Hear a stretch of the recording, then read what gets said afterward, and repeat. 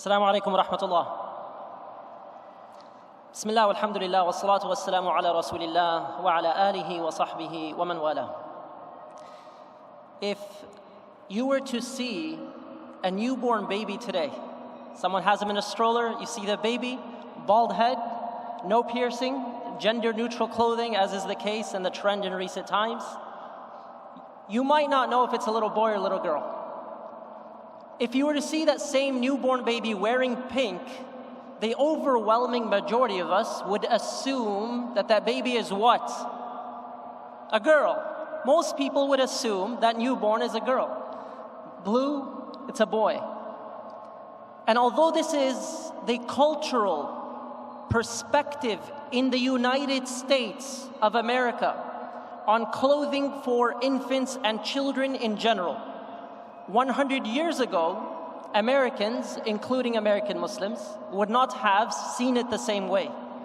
In the early 1900s, the recommended color for baby boys was pink. It's shocking, right? The recommended color for baby boys, for baby girls, was blue. And this was the case across the country in many different stores, trade publications in 1918 and others. And it started to change after World War II. What's the point here? Although it's only a color, culture plays a role in how we perceive these things. And as a result, it affects us too as Muslims, and specifically here as Muslim Americans. The question we are answering tonight in the little time that I have, do Muslim Americans have a culture that is unique to them? And I want you to think about this. Your perspective on Muslim Americans. Do we have, for example, differences with Muslims who practice in Sudan, in Palestine, with Muslims in Saudi Arabia, in Malaysia, in Pakistan, in India, in East Turkestan? We can see, despite the fact that we may be all practicing Islam across the board, that there are some things unique to different countries and regions of the world. In the Arabic language, this is known as al-urf, the custom, the practices of the people.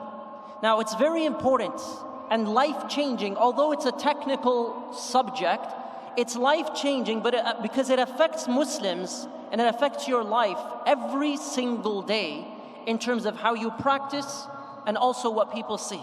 How you practice, what you understand, and what people see. There's a very famous principle in Islamic maxims, and this principle is al-'ada muhakkama.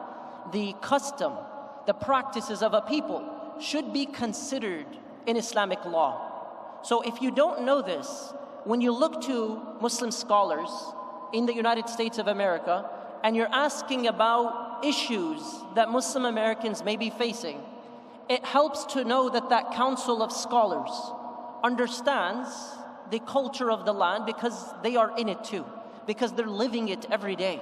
This does not mean we don't take from scholars around the world, don't misunderstand, but rather it shows how important it is for scholars.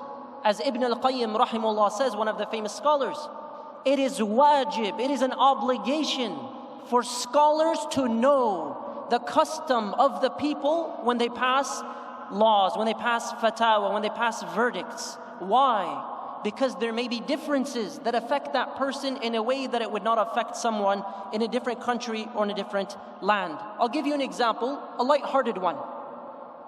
A lot of single people come to this conference, mashallah. May Allah grant all the single young men and women a righteous spouse. Say Ameen. That was the loudest Ameen I ever heard, mashallah. A young man, a brother from the Midwest, he's talking about marriage and he says, there's this girl I was interested in and I did the right thing, he says. I called her father. Now a lot of people here are like, you did what? I called her father directly. He talks to the father, he explains why he's calling. I want to talk to you about your daughter for marriage. And the father, he's like, Ammo, you said what? He said, I want to talk to you about your daughter for marriage. And he said when he was telling him this, he was like trembling. And the father said to him, Ammo, in my culture, you don't call me, your father calls me. Tell your father to call me. Hung up on him. The young man's like, what did I do? I thought in Islam, there was no specific thing you had to do in terms of who initiates the process. Is that the case? That is the case. In Islamic law, it's flexible. This is where culture comes in. That's not an Islamic response the father gave, but it's his culture.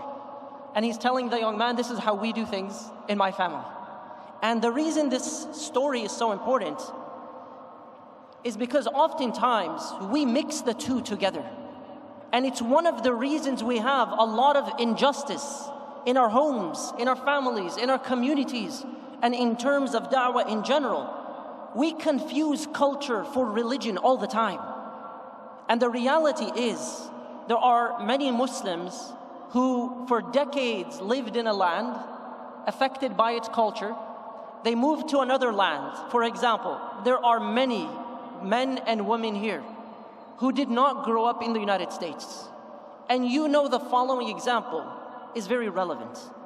Oftentimes, we have conversations, other times conflicts, in which we do not see eye to eye with the person we're speaking to, like a parent and their son or daughter, because we grew up in a different environment. We're accustomed to different things. And where the Sharia stops, meaning where there's room for flexibility, culture comes in, customs come in. So parents might be talking to their sons and daughters and saying, this is not allowed, this is aib. And the son or daughter will say, but it's not against Islam. This is not an Islamic issue. And here in the US, we see this as X, Y, and Z. We see this differently. And the issue here is not that customs or cultures don't play a role. It's in fact that they do, to supplement as a secondary branch of Islamic law, to fill in the areas in which there are blanks. But I want to also warn, I want to give a really serious warning about a lot of the problems that we see. It is a tragedy that we have situations where young men and women are abused by relatives, but the parents decide for cultural reasons, this is inappropriate to talk about. This is embarrassing for a reputation. They don't seek justice for their sons and daughters. They do not seek therapy for their sons or daughters. They don't address the issue from the Islamic perspective, but for cultural reasons it's swept under the rug. Wallahi, it is a tragedy.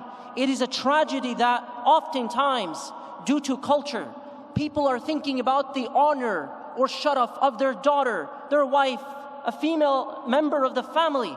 So they hide an injustice that took place against her out of fear of what people will say, forgetting what Allah subhanahu wa ta'ala will say to them on the Day of Judgment. Where is the justice for your family member? Where was the justice for your daughter? Where was the justice for your son? These are not matters that we can play with or sweep under the rug. It is a tragedy. How many young men and women, Muslim Americans, want to marry someone outside of their culture who is practicing, suitable, checks all the boxes except what? They are not at our class, they are not from our tribe, and they reject person after person after person. Years go by and that daughter or the son say, I can't get married in the halal, what are you giving me as an option? This is a problem many young men and women are facing in this country, but this is where the Sharia has statements, has rulings, and the urf comes later. In this country, some of these matters are perceived very differently, and they should be understood in terms of the diversity and the very diverse marriages that we see in this land. It is also a tragedy that at times our culture, depending on where we come from or our parents or their parents, it's the reason that many new Muslims don't feel welcome, that they're not part of your clique, they're not part of that group. It is a tragedy that our culture can be the reason that the rest of American society will say, if that's Islam, I don't want to be a part of it, because we've mixed up culture with religion. Where do we see this happening often? We see this happening with regards to lifestyle, with regards to weddings, with regards to our family relationships, our dynamics, how we treat one another, how we treat those who enter into the family. These are matters in which the Sharia has principles we at times will violate because of culture. May Allah subhanahu wa ta'ala forgive us, protect us, and guide us. Turn to the scholars, the councils of American Muslim scholars who understand the custom of this land before we comment on these issues. Recently, I was in a WhatsApp group, a number of groups, and some brothers and sisters in our community, some brothers actually in our community, were arguing about putting up a Christmas tree, arguing about Thanksgiving, arguing about Halloween. And I was waiting to see just one person in this entire 300 message argument, one person to cite or reference a single scholar, cite or reference a single fatwa, something in which there's a specialist who answered the question for you so you don't need to debate. And the reality is, oftentimes when it comes to religion, we feel we can give our opinions on everything although we have no formal training. We're talking about halal and haram. You're talking about your son or your daughter, their well-being in the future. These are not light matters. These are matters we have to refer back to what Allah tells us. We have to refer back to the maxims and the principles of Islam. Otherwise, people are hurt. People are oppressed. May Allah subhanahu wa ta'ala forgive us and guide us. Allahumma ameen.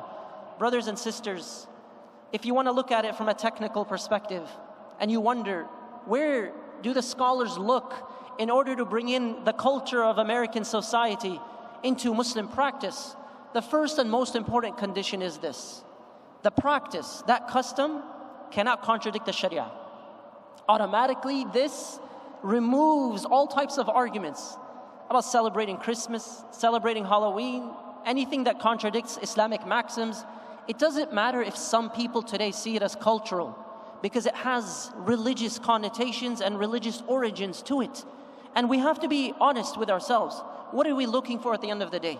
Are you looking to water down your Islam as a Muslim American so that you are like every other person in this country? Don't you know that the one who follows the straight path, the one who's on the right path, will always look different to other people, will have some things that are unique to them? Is that not an honor for us? Is that not izzah for the believer? That we are different than other Americans, but in a good way, in a way that makes us proud? If we water down our identity, thinking that an American, that two people are all alike in this country, when in fact the very fabric of this country is its diversity, we should realize very quickly, imitating others is not just a form of flattery.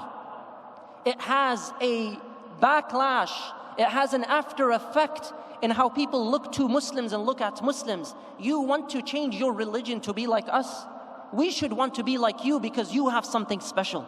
We should want to be like American Muslims because American Muslims practice with principle. American Muslims do not compromise when it comes to justice. American Muslims are at the forefront of every area, every campaign seeking justice in this country. American Muslims are role models in their character, in the workplace, at home, in their businesses, in universities. American Muslims do not cheat in business transactions. American Muslims do not lie and deceive and steal. American Muslims are the ultimate role model for other Americans. This is something we should be proud of. If we water that down, what remains of our identity? What remains of Muslim American thoughts? May Allah subhanahu wa ta'ala forgive us, guide us, and elevate our ranks. Oftentimes, we hear when people move to a new land, there's this feeling that everything about America is equal to saying non-Muslim culture. So if you did not grow up here, for example, you perhaps have heard from people who told you, oh man, that's non-Muslim culture. What do they mean by that? Don't you know that every culture has its good practices and some things that are evil? Don't you know there's good that can be added to the areas in which the Sharia is quiet and it leaves room for flexibility? For example, in this country we have a lot of slang and terminology. Language is one of the things that's considered in Islamic law when it comes to financial transactions or even divorce. The words that people use matter. There was a ammo in my community, a brother who was sharing. He's like, I was sitting down one day and there were some young Muslims nearby, American Muslims. He said, and one of them said that they're requesting the other person to spill the shay. He's like, I don't understand, what's spill the shay? I'm like, you mean spill the tea? He's like, they said tea, yani shay. Why are they spilling shay? What does this mean? I said, it means tell me, reveal to me, spill the secrets, tell me what happened, update me on the drama. He's like, is this halal or haram? I said, the slang doesn't matter. If you say spill the tea is haram, it's a problem. I said it depends on what they mean by it. If by that cultural expression you mean let's backbite someone who is not here, then backbiting is haram. Let's be very honest. But if by it you mean tell me, update me about what happened to you, that's not a problem. When we look to American culture and we look to other cultures, do not ever fall into generalization saying it's all or none. That this culture is all Islamic or all non-Islamic. That this culture is all bad or all good. There's good to take from every culture, but it has its limits in where it plays a role. And here's an example. The clothes that we wear, almost every Muslim knows when they're introduced to Islam that Allah subhanahu wa ta'ala gives us some basic conditions we have to follow in all areas of life, including the way we dress. So there's something called the awra that must be covered by men and must be covered by women, and there are specific rulings for them. In Islamic law, most people know the hijab does not mean, the headscarf. The hijab is to cover everything with loose clothing except for the hands and for the face. However, let's talk about men's clothing. Prophet Muhammad sallallahu alaihi wasallam lived in a land in which he dressed like the people. Do you know the munafiqeen, the hypocrites, dressed like the Muslims? Do you know that they wore turbans? Do you know that they wore long clothes as well? Do you know that they had long sleeves? And Ibn al-Qayyim rahimahullah, the famous scholar, he says, to paraphrase, whatever the Prophet had sallallahu alaihi wasallam in his land, or what was exported from Yemen that he had as well, that was gifted to him, he wore the dress of his people. And if he lived in another land, he would wear the dress of their people. There's a disclaimer. So long as it does not contradict the Sharia. What does this mean? Hijab in American Muslim culture is not all black or all white. In some countries in the world, the culture predominantly, when Muslim women wear hijab, like in Saudi Arabia, predominantly but not everywhere, it's black. And the point here is that the Sharia does not comment on the color, but there's conditions. Cannot be tight. The clothes of men and women must be modest. They should not be trying to attract the opposite gender. The color plays a role in some places. So you consider it when you travel to a land, what are the customs of that land? In American Muslim culture, we know what the conditions are and where there's flexibility for the rest of it. Another example is food. A brother who said, as we were sitting down for a halaqah, he said, man, one of my favorite foods that almost nobody has tried is octopus. And everyone's like, what? He's like, you guys haven't tried it? He's like, my family back home, they all eat it. And it's something we enjoy. I'm someone who loves trying new foods, but I said, that's something I don't feel like trying. And the Prophet ﷺ, one time, some food was brought to him, and he didn't know what it was. It was cooked. It was basically cooked. Khalid bin Walid was sitting with him, and the Prophet ﷺ asked, what is that? And he said, lizard. And the Prophet ﷺ put it back. He didn't want it anymore. And Khalid asked, is it prohibited? Is it haram? The Prophet ﷺ responded, no, it's not haram. The Sharia does not forbid it.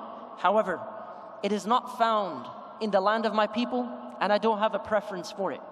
This is where customs and culture comes in. So brothers and sisters, whenever you hear someone saying, do not imitate other people, man tashabbaha biqawmin fahuwa minhum, whoever imitates a people is from them, know that there's a context to this hadith. This means do not imitate the rest of American society. If they're celebrating Christmas, does not mean you have to. You have something superior. You have La ilaha illallah. You have, yes, the two religious holidays, the two Eids, but you also have other things you should celebrate with your children and your family that do not have religious connotations or origins. Do not desire to imitate others, losing your faith along the way. Do not feel with an inferiority complex that an American Muslim means you must be like everyone else, but everyone else also embraces their own identity and their own diversity. And at the end of the day, remember this. The answer to the question, the topic that we have tonight, is there such thing as an American Muslim culture or identity? The answer is yes. And it does not contradict the Sharia. It does not contradict revelation. But it is unique to our culture. It is unique to the spoken word you hear in entertainment. It is unique to everything that is halal and permissible. It is unique to American Muslims when it comes to food, when it comes to dress, when it comes to slang. But it's only in a few areas. The way you treat people, when it comes to marriages, when it comes to the dowry, when it comes to weddings, all of this is shaped by the culture of that family, that community, that nation state. And as American Muslims, we are proud of being role models, trendsetters, people that are looked up to, not people who try to lose the truth in pursuit of validation from others. What can we do as an action item? Learn Islam and be proud of it. Have a minimum standard of Islam and distinguish it from your culture.